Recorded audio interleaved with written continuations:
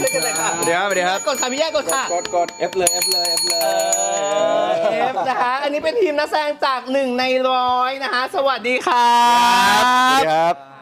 สวยงามมากเลยอ่ะเป็นความฝันของลองไหมลองไหมอยากใส่อย่างเงี้ยชอบอย่างเงี้ยอันนี้ใช่ไหมคะชอบอย่างนี้เลยอ่ะฟุ้งฟิงอะไรอย่างเงี้ยแต่ชอบคอสตูมเธอมากอนงอ่ะคือแบบเลิศเรื่องนี้นับแล้วได้100 กว่าชุดค่ะ100 กว่าชุดแล้วแต่ละชุดแบบเราเย็บสดกันอ่ะจริงเหรอถึงว่าเข็มจิ้มเลยข้างหลังไม่ใช่เหรออ่ะทีมเสื้อผ้าเก่งมากค่ะพี่แอมบอกว่าฉันเหลือแปะไม่ใช่นะคะวันนี้5 ท่านนะคะจาก1 ใน 100ยาย่านะคะต่อปีเตอร์แพนหลิงแล้วก็มีนนะคะก่อนอื่นออกไปแล้ว1 EP แต่อะไรนะออกไปแล้ว1 EP ถูกออกไปแล้ว1 EP นะคะเดี๋ยวเราแนะนำตัวละครกันสักหน่อยว่าใครเล่นเป็นใครยังไงบ้างนะฮะนี่ครับผมมีพิรวิทย์ครับรับบทเป็นชัดครับผมชัดนะฮะหลิงหลิงควงค่ะรับบทเป็นจันทรค่ะจันทรใช่ค่ะจะมาแล้วยาย่าค่ะรับบทเป็นอนงค่ะต่อธนภพครับรับบทเป็นวิชัยครับวิชัยนะฮะปีเตอร์แพนทัศพลครับรับบทเป็นประสิทธิ์ครับประสิทธิ์ต้องบอกว่าหลายคนได้ดูไปแล้วจะเห็นความอนงแบบชัดมากความอนงทำไมถึงแบบจัดจ้านขนาดนั้นอนงเป็นผู้หญิงที่ค่อนข้างมั่นใจในสิ่งที่ตัวเองต้องการค่ะเพราะฉะนั้นก็ไม่ได้เก็บอะไรเลยความต้องการของอนงคือชัดเจนมากใช่ค่ะแล้วก็อยากแบบให้ทุกคนเป็นเหมือนเราค่ะแบบเราจะส่งต่อความกล้าหาญไปให้ทุกคนแล้วกับคุณล่ะฮะคุณต่อฮะนิ่งมากนิ่งแบบเท่ๆคูลๆมากเลยอ่ะเป็นแบบผู้หญิงเห็นแล้วชอบลุคนี้อยู่นะไม่นิ่งนะมันคือแบบเหมือนโล่อะมันโล่อะเราเห็นแบบซ่อมรถอะไรอย่างงี้ก็คือเห็นซ่อมรถก็ดูโล่อะไรอย่างเงี้ยก็เป็นคาแรคเตอร์ตามที่เห็นครับใครอยากรู้คาแรคเตอร์ไงก็ต้องดูนะครับโดยเฉพาะดูสดก็จะรู้คาแรคเตอร์เป็นพิเศษครับนี่ดูสดจะเห็นคาแรคเตอร์เป็นพิเศษใช่เพราะว่าระหว่างที่คุณได้ดูเนี่ยคุณจะได้ไต่ตองตอนที่โฆษณาว่าแบบคาแรคเตอร์เขาเป็นยังไงจริงอันนี้ดี real time มันเลยเป็นแบบ best thing ของการดูสดครับเขามีอันนี้ผมไม่ได้คอนวินซ์อยู่นะครับพูดตามเนื้อผ้าใช่ไม่ได้ขายเลยไม่ได้ขายเลยใช่ครับอันนี้ส่วนของมีนละฮะคือแบบโอ้โหคุณชัดก็ดูเหมือนจะชัดมากชัดเจนทุกอย่างเลยชัดเจนอยู่แล้วครับชอบใครก็ต้องพุ่งไปเลยครับครับแต่ตอนนี้คนก็เริ่มหวั่นแล้วว่าคือแบบเราดูชอบอนงมากแล้วก็อันนี้ล่ะอะไรอย่างเงี้ยไม่ถึงให้ผมไปชอบเขาอะไรไม่ใช่มันควรจะเป็นแบบรักสามเศร้าอะไรอย่างเงี้ยผมคิดว่ามันเป็นจุดเริ่มต้นของเรื่องแล้วกันแล้วเดี๋ยวรอดูว่าความสัมพันธ์แต่ละคนมันจะไปพัวพันกันท่าไหนบ้างเขาแบบจากจะช่วยเรามันจะพลิกผันไปยังไงอะไรอย่างนี้ฮะแล้วคาแรคเตอร์เราจะประมาณไหนไปเป็นยังไงบ้างผมคิดว่าตัวละครผมมันเติบโตเยอะมากๆเลยถ้าแบบดูตอนแรกแล้วไปถึงตอนสุดท้ายจะเหมือนคนละตัวละครเลยครับฉะนั้นก็ชวนทุกคนดูทุกตอนไล่ไปเรื่อยๆดูการแบบทำไมทำไมหรอเก๊กแตกกับพี่ย่าใช่โอเคฉะนั้นชวนทุกคนดูแบบพัฒนาการของชัดไปเรื่อยๆนะครับผมฝากเชียร์ด้วยแล้วก็คนนี้ด้วยมาแล้วของเราจะมาแล้วเรื่องคนคาดหวังมากบทของเราประมาณไหนคาแรคเตอร์ยังไงคาแรคเตอร์ก็จะเป็นคาแรคเตอร์สาวสู้ชีวิตใช่ซึ่งก็จะมีจริงๆคือในใจลึกๆอยากมีความรักที่แบบสมหวังกับตัวเองที่ไม่ใช่คนอื่นเลือกอะแต่เป็นเราเลือกเองใช่แล้วเวลามองพี่ย่าก็จะแบบโหเป็นผู้หญิงที่เขาเป็นแบบสิ่งที่เราอยากเป็นนะตัวอย่างที่ดีใช่คือแต่เราก็จะเห็นในตัวของอนงแล้วเราก็จะรู้สึกว่าเฮ้ยเป็นไอดอลของเราอยากเป็นแบบนี้อย่างนี้เหรอใช่ค่ะแต่คือเราเป็นสิ่งที่เราใฝ่ฝันแต่มันก็ต้องใช้พัฒนาการของตัวละครของเราที่จะไปเป็นแบบเขามันจะได้ไหมอย่างเงี้ยเหรอมันต้องพิสูจน์ไงมันก็จะมีถ้าจริงๆความคิดตอนนั้นคือจริงเหมือนว่ามันพูดเยอะไม่ได้เดี๋ยวสปอยใช่ไหมค่าช่วยยังไงอะไรเล่าต่อ ยังไงสิ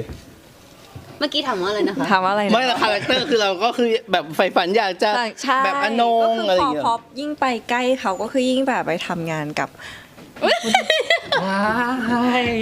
มันพูดได้ ไม่ละแค่ว่าเดี๋ยวน่าจะสปอยกันไปใหญ่ ไม่ได้ละพูดไม่ได้ละได้แค่นี้เอาเป็นว่าแบบยิ่งใกล้เราก็ยิ่งอยากเป็นเขา อุ้ยมัน อะไรอย่างเงี้ย น่าสนใจแล้วนะอย่างเงี้ยมันน่าสนใจนะยังไง แต่ไม่เป็นไรหรอก จะ ค ส รับ ปอยใช่ไหมเธอ ไม่ครับผมว่ายุคนี้เราพูดอะไรก็ได้ ถ้ามันถ้าเรารู้ เข้าไปเลยตอนจบ ถ้าเรารู้สึกพูดออกเลยเลยหลิง แต่เป็น พูดไปแล้วพูดไปแล้วมีความ EP 19พูดไปเลย EP 19 ถึงหรือเปล่า ฝากติดตามด้วยค่ะ มันคือเหมือนแบบเอาจริงๆเข้าใจสิ่งที่ลิงหนิงเล่าให้ฟังคือ มันคือพวกเราเป็นเหมือนตัวแทนผู้หญิงในยุคนั้นที่ค่อนข้างมีกฎกติกาในการใช้ชีวิต ทุกคนจะบงการแล้วก็บอกว่าโอเคยูฐานะเท่านี้มีแค่นี้แต่งกับคนนี้ แต่ว่าเรื่องของหัวใจมันเป็นอะไรที่คนแบบไม่ค่อยได้ให้ความสำคัญ ซึ่งในเรื่องนี้ผู้หญิงทุกคนก็จะเหมือนแบบฉันอยากรักคนที่ฉันรักอะไรอย่างเงี้ยค่ะ ก็คือเป็นเรื่องราวแบบความรักเลยหวานๆละมุนเลยทีเดียวใช่ไหมฮะ ละมุนไหมไม่แน่ใจมีหลายสิ่งหลาย ไม่ละมุนเหรอเพราะดูออกมามันดูละมุนนะตอนแรกอ่ะ ก็ของหลิงหลิงอะละมุน ละมุนเหรอ อู้จริงๆเอ้ย ละมุนป้า ละมุน คือผมว่าตัวละครหลิงหลิงจริงๆมันค่อนข้างมีมิติ เพราะว่าลึกๆอ่ะผมว่าเบสตัวละครก่อนที่จะมาคอนเฟิร์มที่ความคิดอนงอ่ะเขาเป็นอะไรกับสมานนะน้อง เป็นหลิง เออ น้อง ใช่ สาวเนอะ ใช่คือหมายถึงว่าสมานเนี่ยถ้าใครดู EP แรก ถ้ายังไม่ได้ดูก็ไปย้อนหลังกันนะครับ ไปดูย้อนหลัง คือจะรู้ว่าสมานจะเป็นแบบความรักที่ตัวเองเลือกเขาไม่ได้เลือกที่จะแต่งตามที่พ่อแม่บอก ซึ่งผมว่าตัวละครของจันทร์มันจะมีเชื้อนี้อยู่แล้ว แล้วพอได้เจอคนที่กล้าคิดแบบอนงอ่ะเลยทำให้มันแบบ drive ตัวละครนี้ว่า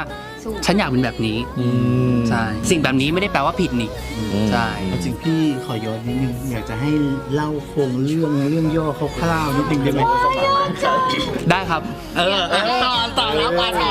รับ โอ้ยเหงื่อ เรื่องย่อนะ มันร้อนทอน ไม่หรอกทุกคนมันกลัวที่แบบจะต้องสปอยหรือแบบคนมัน อ๋อไม่ผม มุมเยอะหรือ ใครกลัวครับผมไม่ได้กลัวอะไรเลย ทีมงานทุกคนยืนกัดปากงาน ลุ้นแบบลุ้นตัวโกงนะตอนนี้ วันนี้ใครจะคุม เอาละครับตอนนี้ทุกคนทั้งทางไลฟ์และพี่ต้องการอะไรครับ ไม่อยากรู้ว่าเรื่องย่อเขาโครงเส้นเรื่องมันจะประมาณไหนคร่าวๆกลมๆของ1 ใน 100ฮะ ก็คือเมื่อผู้หญิงคนหนึ่งที่จบนอกหัวสมัยใหม่กลับมาที่บ้านแล้วมีธุรกิจรออยู่ จะเป็นยังไงที่เมื่อเขาไม่ใช่ลูกสาวคนเดียวต่อให้เขากำพร้าพ่อแม่แต่เขามีคนดูแลด้วยพี่ชายถึง4 คนซึ่งการที่ครอบครัวตัวเองแบบเป็นเศรษฐีใหม่ด้วยมีทุกอย่างเพียบพร้อมสุดๆพี่ชายก็ต้องแบบกันผลประโยชน์ให้เขาก็เลยแบบว่าเกิดการเลือกคู่ด้วยความคิดของคนสมัยนั้นว่าแบบเอ้ยใครที่จะมาคู่กันมันต้องแบบเป็นคู่ที่เหมาะสมสิซึ่งนางเอกก็สมัยใหม่ไม่ได้คิดแบบนั้นแล้วก็แบบเรื่องมันก็จะดำเนินมาเจอเรื่องราวต่างๆผ่านตัวละครไม่ว่าจะวิชัยจันทร์ชัดแล้วก็หลายๆคนอะไรอย่างเงี้ยครับมันก็จะเป็นด่านๆไปของตัวอย่างฝั่งอนงก็จะเป็นด่านว่าแบบจะมีผู้ชายดีๆหลากหลายรูปแบบผ่านเข้ามา เป็น ใช่ เป็นด่านจริงๆ ใช่ มันก็คืออันนี้ทางฝั่งแบบทางพี่ชายของเรา4 คนที่เป็นคนจัดหามาให้อะไรอย่างงี้ใช่ไหมฮะก็คือแบบอยากจะหาผู้ชายที่แบบเหมาะสมคู่ควรกับเราไม่คาดหวังแบบผลประโยชน์จากเราอะไรอย่างงี้เขาช่วยสกรีนอะไรอย่างงี้ใช่ไหม ใช่ครับ ใช่เรื่องนี้เยอะมาก จริงแค่เปิดมาก็เห็นเยอะแล้วนะ เดี๋ยวเยอะกว่านี้อีกครับ จริงเหรอไม่มันต้องมีมาให้เลือกอีกเยอะใช่ไหม yes มี ใช่ ฮะ EP ที่แล้วเราได้เห็นไปคนหนึ่งแล้วแล้วก็จะค่อนข้างจะได้เห็นนิสัยของเขาสักนิดหนึ่งแต่ว่า EP นี้จะยิ่งชัดไปกว่าเดิมอีก แล้วก็จะมีซีนที่แบบน่าสนใจหลายๆซีนเลยก็ว่าได้ครับมันจะมีอย่างที่ทุกคนเห็นไปแล้วเป็นซีนตีเทนนิสเนาะแล้วก็มีซีนที่แบบโอ้โหมันเล่าความเป็นตัวละครเยอะมากๆแล้วก็จะเริ่มมีถ้า EP ที่แล้วที่ผมเกริ่นไปแล้วว่าตัวประสิทธิ์เนี่ยจะเชียร์อนงกับคุณพระ EP เนี้ย จะเห็นเริ่มเห็นชัดขึ้นแล้วว่าเขาเชียร์ยังไงเขาเดินหน้ายังไงความเป็นประสิทธิ์อย่างเงี้ยที่ครับผม แต่กับคุณพาที่คือเรา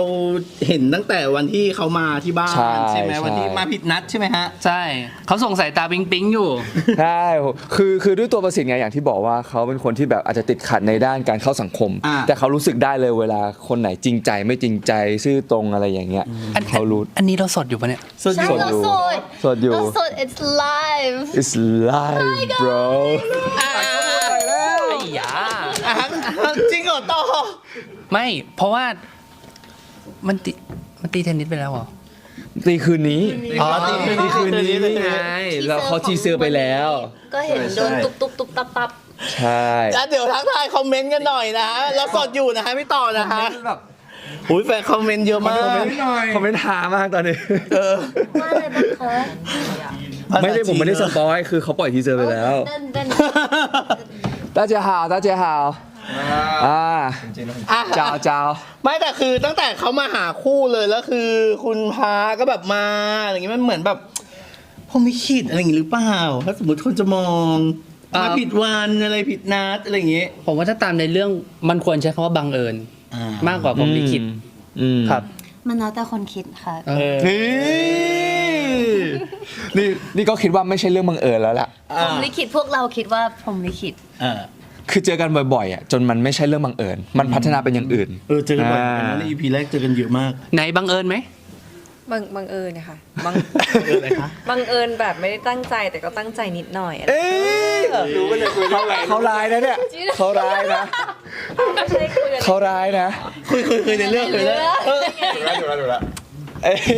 ดูโอ้มนต้องอย่างนี้ดิวะ ไม่แต่พี่ชอบครอบครัวของเราเหมือนกันครอบครัวของคุณพา ผมชอบบ้านผม เนาะ สุด คือแบบบ้านนี้คือแบบซีนนั้นออกมาคือแบบมันออกมานิดนึงนะแต่แบบคุณแม่ก็แบบสุดมาก ๆผมพูดจริงๆว่าแล้วเดี๋ยวแต่ละคนอ่ะเขาจะมีเส้นเรื่องของเขาด้วยนะ จริงเหรอ แล้วผมจะบอกว่าใครว่าเขามาหาจริง อย่าบอกนะว่ามันดราม่าเสียน้ำตานะ ก็เป็นบทเป็นเส้นเรื่องที่ผมชอบมากๆโดยเฉพาะตัวพี่โจ๊ก อ๋อเหรอ โอ้พี่โจ๊ก ไม่แต่พี่โจ๊กแซวเธออะที่รถเก่าอ่ะอันนั้นก็ดูแบบได้อยู่นะ ดีจริงครับ ผมไม่รู้ เขามีเรื่องราวของเขาอะค่ะ ใช่ ทุกคนจะต้องติดตามเรื่องราวเส้นรักของ คุณ ก็มี พี่โจ๊ก ใช่ ผมไม่รู้ว่าเขาทำได้ยังไงคือทุกคนในเรื่องนี้มีจุดพีคของตัวเองน่าติดตามหมดทุกตัวเลย แต่คุณแม่เราอ่ะคุณ เจ แม่ อบ่อยในเรื่องไหมเจอค่ะ อ๋อเจอด้วยใช่ไหม อ๋ออยู่บ้าน อยู่บ้านเดียวกันค่ะอยู่บ้านเดียวกัน ตีกันนะผมประจ อ๋อแต่คุณแม่ของเราก็คือแบบพยายามจะหาคู่ครองให้เราให้เหมาะสมอะไรอ ใช่ ย่างนี้ ฝั่งนี้มีไมค์แล้วมินช่วยหน่อย ได้ ยังมือทางบ้านเราคือเขาจะจัดหาคู่ครองให้เหมาะสมกับเรา ใช่ ยังไง ใช่ครับคือคุณแม่เขาก็จะเป็นผู้ดีเก่าไงที่บ้านเรารวมถึงบ้านเราก็อาจจะมีประวัติจากที่ตอน EP 1มันถูกเล่าไปแล้วเนาะฉะนั้นคุณแม่ก็ทำอะไรเขาก็จะระวังมากแล้วเขาก็จะมีความคิดของเขาชัดอาจจะเหมาะกับคนนี้ คนนี้อาจจะเหมาะกับคนอื่นมากกว่า วิชัยต้องเป็นแบบนั้นแบบนี้ ซึ่ง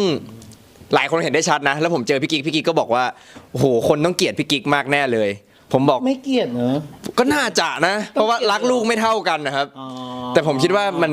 จริงๆแม่ฝากมาแม่บอกว่าจริงๆแม่ไม่ได้รักลูกไม่เท่ากัน แต่มันมีคนที่แม่หวง แล้วคนที่แม่แบบเชื่อว่าเขาพร้อมจะดูแลได้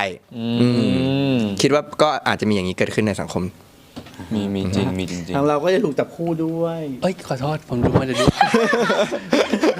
ไม่แต่ทางเราก็ถูกคุณแม่จับคู่ให้ด้วย จะหาผู้หญิงมาให้ ทั้งผู้หญิงทั้งหน้าที่การงาน ใช่ ทั้งการใช้ชีวิตทุกอย่าง คือแม่รักแต่น้องครับผม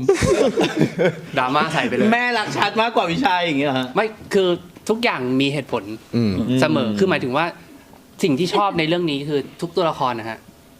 มีเหตุผลหมดเดี๋ยวมันจะมีเหตุผลซัพพอร์ตว่าทำไมแม่เป็นอย่างนี้ทำไมชัดคิดแบบนี้อะไรอย่างเงี้ยครับ แต่อนงมา น้องเปิดเผยค่ะ คิดอะไรอธิบาย คืออนงคือมาอนงคือมา ไม่ ถึ ต้อง ง เปิ บ้าน ดเผย เขา ทีหลัง ไม่เปิดเผยทีหลังค่ะให้ ไม่มีซ่อนเลยใช่ไหม รู้ ชัดตรงนั้นเลยใช่ไหมฮะแต่อนงก็จะมาไฟกับทางแม่ของเขา ไฟเบา เบาเหรอแค่ EP สุดท้าย ขนาด สุดท้ายแบบว่าโอ้โหเตรียมพร้อมสู้แล้วนะตอนสุดท้ายนี่คือ คือ แบบ แบบที่ปิดเบรกตอน EP 1อ่ะ แบบ คือแบบมาละเอาละมาถึงบ้านแล้ว อ๋อเหรอ อย่าง อันนั้น cool น่ะถือว่าเบาค่ะ จริงเหรอ อันนั้นแค่เริ่มต้นเหรอฮะ อันนั้นแค่เริ่มต้น ส่วนใหญ่คู่นี้เขาส่งรอยยิ้มให้กันเสมอ ใช่ ใช่ แล้วก็ใช่ ใช่ จริงๆ ไม่ใช่ ยิ้มแบบไม่ แข็ง เชื่อต่อ ยิ้มแต่ตาแข็ง จริงๆค่ะเรา ใช่ยิ้ม smile to each ยิ้มให้กันบ่อยมาก จริงเหรอ ในฐานะที่ผมอยู่ในซีนด้วยกันเขายิ้มให้กันตลอด ยิ้มให้กันตลอด ยิ้มยังไง เพราะว่า ยิ้มยังไง ยังไงก็ตาม ยิ้มแบบ อุ๊ย ยิ้มแบบ สปอยไม่ได้เราอยู่ EP 2 ถูกปะคะ ใช่ ใช่ อ่า สอง โอเค สอง เราเผื่อพรุ่งนี้ไปเลยไหม ไม่ได้ ไม่ยิ้มแบบไฟยิ้มแบบฉันต้องชนะเธอหรืออะไรอย่างงี้หรือเปล่า ยิ้มแบบยังไงก็ตามฉันจะต้องมาเป็นลูกสะใภ้ในบ้านหลังนี้ นี่ ลูกสะใภ้คือถูกคำนะ ถูกต้องครับ ก็ต้องยิ้มดีๆนิดนึง ถ้าเรายิ้มแบบไม่ดีมากเดี๋ยวเขาไม่ให้เราเข้าบ้านนะ แต่ผมว่าที่น่าสนใจขออนุญาตเสริม ได้ คือ เลย ที่น่าสนใจอย่างหนึ่งอ่ะคือเหตุผลหนึ่งที่เขาต้องการอ่ะคือมันไม่ใช่เรื่องความรักอย่างเดียว จริง ๆ มันมีเรื่องที่เขาต้องการเหมือนอนงต้องการจะเอาชนะอะไรสักอย่างหนึ่งด้วย ถูกต้องไหมเพราะว่าเหมือนที่ผ่านมาเขาเป็นผู้หญิงที่มั่นมากๆแบบว่าไม่ว่าจะผู้ชายคนไหนอะต้องตามเขาต้องติดตามเขาแต่พอเหมือนเขาเจอคุณพระปุ๊บอุ้ยคุณพระกลับแตกต่างออกไป เป็นคนที่แบบ1 ใน 100มีสักแค่คนเดียว ที่คุณพระเป็นอย่างเงี้ยแล้วอนงเหมือนเพิ่งเคยเจอหรือเปล่าอันนี้ผมไม่แน่ใจนะผมรู้สึกว่าอย่างนั้น เลยทำให้รู้สึกว่าอนงอ่ะต้องการที่จะรู้จักคุณพระมากขึ้น แน่ใจ ลิงลิงแน่ใจมาก แน่ใจว่า อะไรมีเรื่องอะไร นายควองโชว์ความแน่ใจ ยังไงพูดสิ พูด ลิงพูดค่ะ อะไรคะมิน แน่ใจไหม แน่ใจไหม แน่ใจแบบ ไม่ค่อยแน่ใจ คืออะไรตกลงแน่ใจหรือไม่แน่ใจ ก็คือตัวละครหลิงจะมีความอันนี้นิดนึงไง Paradox เป็นแบบ ใช่ paradox นิดนึงในตัวใช่ สับสนแบบว่าตัดสินใจ มีความแบบคือรู้ว่าตัวเองอยากทำอะไรต้องการอะไรแต่ก็ไม่กล้า แบบไม่ได้ตะโกนเหมือน เหมือนอนง ใช่ แต่เราก็จะมีเส้นเรื่องความรักของเราหลังจากนี้ไป มีค่ะ พูดเยอะไม่ได้ มันพูดไม่ได้ เพราะว่าอันนี้มันต้องตามไปในกับละค จริง รแหละ ๆ love story ของจันทรซับซ้อนมากๆ พอสมควร ใช่ ทุกคนจะต้องแบบจริงเหรอ เรื่อย โอเคเริ่ม ๆ คือตอบมอง จริงๆ ครับ ใช่อยู่แล้ว ใช่ไหม ใช่ เลิฟสตอรี่ของเขาเส้นเรื่องของเรา สุดๆสุดๆแบบไม่สุด ไม่แต่พี่ว่าอยากก็ลุ้นกับเส้นเรื่องอันนี้เหมือนกันนะในเมื่อแบบพ่อแม่เราแล้วแบบพี่ชายเราก็น่าจะไม่มีปัญหามั้งถ้าเกิดเป็นคุณพระ อุ๊ย พี่ มี ชายของอนง มี อ๋อ มีนะ ไม่มี ๆโอ้ ใคร ยแปลว่าไม่ได้ฟังเพลงละคร ไหน ลองว่า ลองให้ฟัง ลองว่า ลองให้ฟัง โปร สิ โมทเพลงละครนะ ลองให้ฟังสิ เราเป็นพวกเดียวกัน โอเค ไม่ได้ฟังลองให้ฟังหน่อยสิ พวกเดียวกัน ถ้าใครอยากฟังนะไปเปิดใน YouTube ได้แล้วนะฮะเชื้อสามไทยแลนด์นะครับ แพ้นะ น้องตอนนี้ไม่ได้เผื่อแบบว่าติดลิขสิทธิ์ไงน้องนะไม่ได้ ไม่เพลงของ เพลงของช่องได้หมดเลย ที่ก็กำลังดีเลย ไม่พูดถึงเพลงของเว อ๋อ มันจะบอกว่า พวกเอสไงมันก็เลยบอกว่ามันมีปัญหาอยู่แล้ว ปัญหาของเธออาจจะเป็นปัญหาของฉัน เพราะว่าจริง ๆ ความรักมันบางทีเราคนมักจะคิดว่ามันเกิดขึ้นกับแค่คนสองคน แต่สุดท้ายแล้วมันไม่เคยแค่คนสองคนอยู่แล้วค่ะ มันมีแบบคนรอบข้างที่เป็นสักขีพยานแล้วก็เป็นส่วนหนึ่งของความรักตลอดเวลา ถ้าคนข้างนอกมันสร้างปัญหาเยอะ มันก็กระทบกับคนสองคนได้ ใช่ ก็ต้องติดตามความรัก อันนี้น่าจะกระทบเยอะเพราะว่าทั้งสองบ้านก็คือเยอะไปหมดแล้วเดี๋ยวจะมีตัวละครอีกเยอะมากเพราะพี่เห็นรายชื่อตัวละครแล้วคือแบบที่ยังไม่มาอีกคือเยอะมาก รอจันทรมาคืนนี้ค่ะ รอจันทรมาคืนนี้แล้วก็จะมีคนอื่นอีก แต่สำหรับพี่ชายเธอสมพงษ์ก็เป็นคนจัดแจงทุกอย่างของอนงเยอะเหมือนกัน อยากให้ทุกคนเห็นความรักของ จริง ไม่ได้อันนั้นไม่ได้อันนั้นไม่ได้อันนั้นไม่ได้ ทุกคนบอกว่าห้าม ไม่แต่อันนั้นไม่ได้จริง ๆ เรื่องนั้นไม่ได้จริง ในบ้านอนงนะครับ เส้นเรื่องของสมพงษ์เนี่ยคนลุกกันใหญ่ เราไม่ได้ ทุกคนสั่นหมดแล้วข้างหลังนี่ แต่คือมันมีเส้นเรื่องของตัวละครเยอะแยะมากมายเลย แต่คือสีสันความแบบน่ารักของ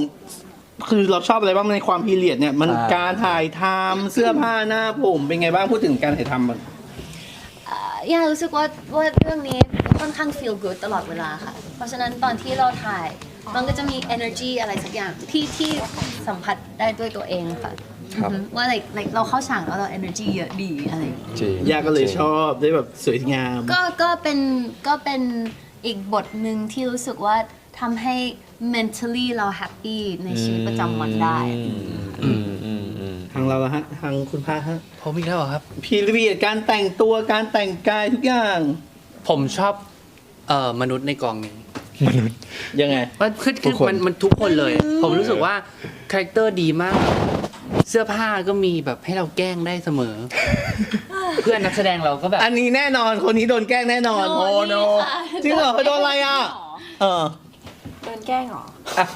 เอา เขาไม่รู้ตัวว่าเขาโดนแกล้งด้วยนะ ไม่มี เขาไม่ได้แกล้งเขาเหรออันเนี้ยก็น่าแกล้งนะจริงถ้าอย่างเงี้ยน่าแกล้งนะ easy target อ้าว อะยังไงต่อ ยูยอมรับไหมในกองยูเพื่อนรักไอ้นะ ใช่ไง จริง ทำไมเธอแกล้งฉันเหรอ ไม่เคย ได้แกล้งละ ไม่เคย มีนแกล้งน้องใช่ห ไม่เคยเลยครับ โอ้โห แก้ข่าวเขาเป็นพี่ด้วยแก้ข่าว นี่ไงนี่ไง ดีสนุกเวลาพูดอะไรไม่ตรงกับเรื่อง ไม่แต่อันนี้แกล้งไหมอันนี้มีคนแกล้งอย่างงี้ไหมต้องมีอย่างงี้บ้างไหม โอ้โดน เพราะว่าพี่ชอบเล่นแกล้งเพื่อนอย่างเงี้ยแบบดีด โดนตลอดเวลาฮะ จริงเหรอ ยิ่งเวลาเผลอๆใครนะใครที่ชอบทำอย่างนี้นะ พี่อะ คุณปะ ผม น่าจะอนงนะ ใช่ น่าจะอนงนะพี่ว่านะเพราะเราเนี่ยเข้าฉากกับอนงบ่อยหรือว่า ใช่ ไหม ใช่ ตัวติดกัน ใน บ่อย เรื่องอ่ะเข้าฉากกับพีเตอร์แพนเยอะแบบเยอะที่สุด ครับผมก็สนุกสนานหลากหลายอารมณ์มาก ๆเหมือนแบบเป็นน้องที่แบบสนิทแล้วแบบเป็นพี่ที่สนิทแล้วแบบเป็นผู้ช่วยให้คำปรึกษาหรือช่วยเหลือกัน ใช่ครับ จริงๆนะถ้าบางคนดูอาจจะนึกว่าผมเป็นคนน้องสุดด้วยซ้ำ ใช่ ก็เหมือนแบบกลายเป็นแบบว่าดูแลกันและกัน บางทีเขาก็มีความแบบไม่มั่นใจของเขาแต่ว่าเราก็บางทีบางอย่างเราก็มองเห็นชัดเจนเราก็พยายามจะแบบปลอบเขาในด้านที่แบบอยากให้เขาสบายใจที่สุดเงี้ยพอกอดกันปุ๊บคัดตกใจ ใช่ไหมคะ ค่ะ ยอมรับมันน่าเล่นจริงมันน่าเล่นในตัวเนี้ยไอ้ตัว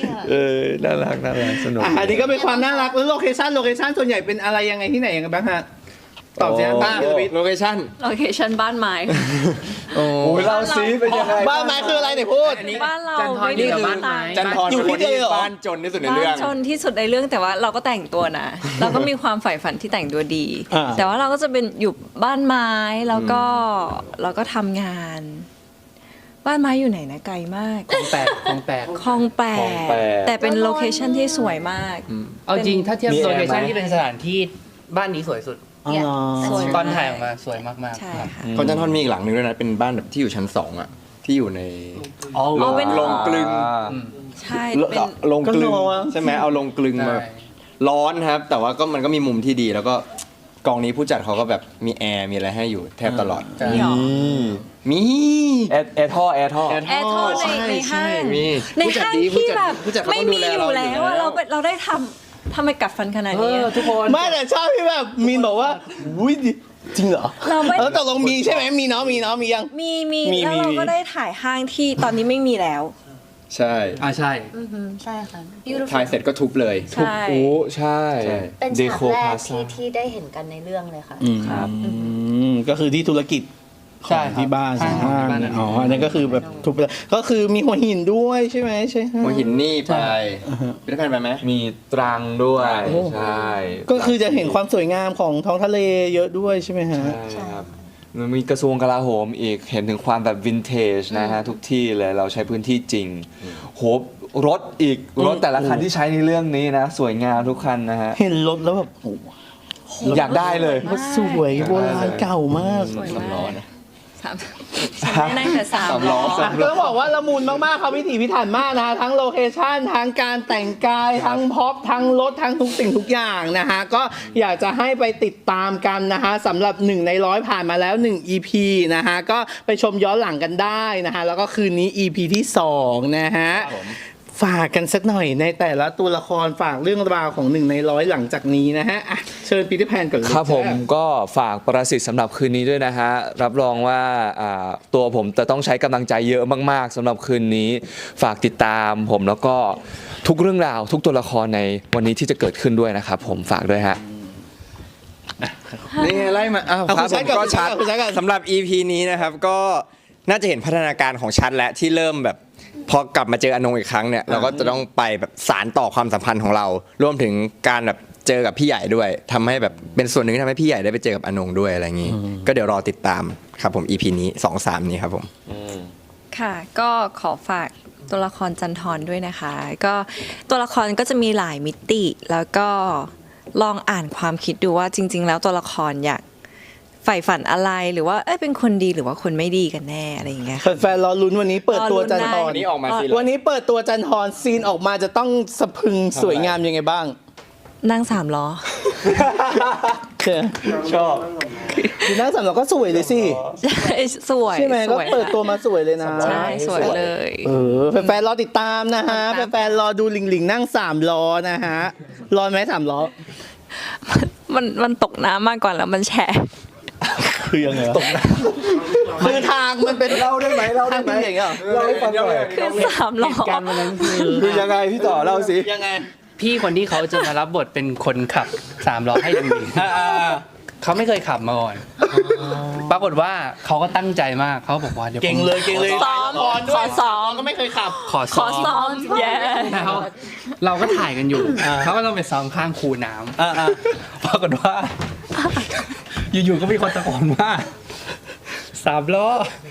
ลงไปในน้ำแล้วปรากฏว่าสิ่งที่ผมเห็นอ่ะมีแค่ล้อปะโผล่ขึ้นมา ก็คือแล้วพี่เขาอ่ะ พี่เขาก็เปีย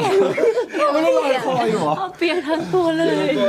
อุ้ยดีนะเขาซ้อม ไม่แล้ นะ ววันนั้นน่ะ ถ้าเขาไม่ซ้อมอะเธอคิดว่าเธอจะไปอยู่ไหน มันเหมือนเบรกมันมีปัญหา อ๋อเบรก3 ล้อมีปัญหา เขาก็เลยเบรกไม่อยู่ ไม่แล้ววันนั้นน่ะคือพวกเรา สงสารพี่เขามากแต่เมื่อกี้หัวล้อแรงมากนะรู้ยัง มันเห็นภาพแบบสำล้อแบบเหมือนน้ำมันเครื่องมันหยดอยู่ตลอดเวลามัน เดินล้อแบบเห็นแต่ล้อ แล้วก็อยู่ในน้ำแล้วก็ล้อโผล่เลยอย่างเงี้ยเหรอ ใช่ แล้วก็ตอนถ่ายพี่คนเดิมไหม ไม่ เปลี่ยนเลยทันที ผมไม่อยากโกหกคนดู เอาสุดท้ายแล้วเรื่องนี้ตลกจริง แต่เราไม่ได้หัวเราะเยาะเขา ใช่ เราฮากับสิ่งที่เกิดขึ้นว่าแบบ น่าเอ็นดู ใครจะไปคิดเนาะ ใช่ เขาอุตส่าห์ซ้อม ไม่แล้วคือต้อง ต้องเปลี่ยนคนเลยเหรอ ก็เขาตกน้ำอาจจะให้ เปียกมันเปียกแล้วเดี๋ยวมันเปลี่ยนไม่ทันเดี๋ยวมันเปลี่ยนไม่ทัน โอเคแต่เขาผ่านพ้นมาได้เดี๋ยวรอบชาติเปิดตัว เดี๋ยวรอดู แล้วเดี๋ยวคนจะไม่ดูหลิงๆนี่ไปดูคนหน้าคนขับ3 ล้อนะเนี่ยรู้ยังเนี่ยเดี๋ยวคนไปรอดูหน้าคนขับ สุด 3 ท้าย ล้อหรื แล้ว อยัง อะคนจะดูหลิงหลิงอยู่ดี เพราะว่าขนาด3 ล้อเปียกขนาดนี้ยังเอาชนะความสวยหลิงหลิง เราคนจะผิดอุ้ย3 ล้อมันเปียกนี่นะแสดงว่าเพิ่งเอาขึ้นจากน้ำมาแล้วมาถ่ายต่อ เป็นอีสเตอร์เอ็ก พี่ชัยกับอนงฮะ ครับผม ครับวิชัยครับ ครับ คุณพระ ฝากเชียร์พวกเราด้วยครับ ก็จะผมหมายถึงว่า ไม่รู้ผมแค่รู้สึกว่า ก็เต็มที่แล้ว อยากฝากทุกคนด้วยจริง ๆ ใช่ครับ ให้กำลังใจในบทบาทของวิชัยยังไงบ้างให้รอลุ้นให้อะไรอย่างงี้ ตามเรื่องได้เลยครับ อยากให้ทุก จำ คน ไม่ได้ follow เหมือ เรื่ น อ กัน ง ว่าต่อไปมันจะเกิดอะไรขึ้นบ้างอ่ะ เพราะว่าแบบเรื่องราวของเรามันมีอะไรเกิดขึ้นตลอดเวลาค่ะเยอะเยอะ ก็อย่างที่ต่อบอกค่ะ เป็นกำลังใจให้เราแล้วกันนะคะ ครับฝากติดตามด้วยสำหรับ1 ใน 100นะฮะขอบคุณนะคะท่านมากๆนะครับ ขอบคุณครับ 谢谢大家 เชื่อเพราะคอมเมนต์เยอะมากนะฮะฝากแฟนๆทุกท่านชม1 ใน 100นะฮะลิงแล้วกันก่อนไปจริงๆ เพราะว่าคอมเมนต์ส่วนใหญ่เป็นแฟนๆชาวอินเตอร์แฟนค่อนข้างเยอะ เดี๋ยวให้พี่ต่อพูดคุยภาษาอังกฤษ speak English นิดหนึ่ง เอ้ยเราเพิ่งคุยกันมาในห้องพัก ข้างกับตรงนี้ บอกแฟนๆชาวจีนชม1 ใน 100จะช่วยภาษาจีนหน่อยไหมครับ อันนี้คืออะไรนะ100%请多多关注1%เรื่องเรา1 ใน 100ชื่อ1%1%เหรอ 1%ปั่นอะไรนะปั่นอะไรนะ 1%ป่ายป่ายเฟิน